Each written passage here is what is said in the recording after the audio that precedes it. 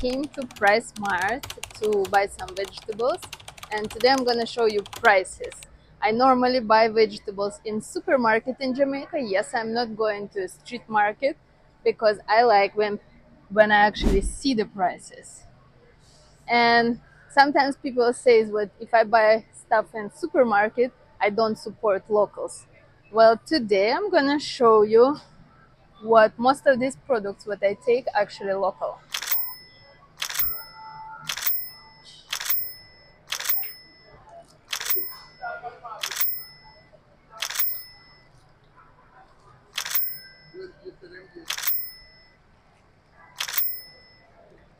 Usually from orange. Okay, and the last thing I take is this. It's new product in Price Mart Jamaica. Is this roasted almonds with barbecue? It's not so healthy, but because most of the time I just eat salad and I just need to add something actually give me some taste. I love this.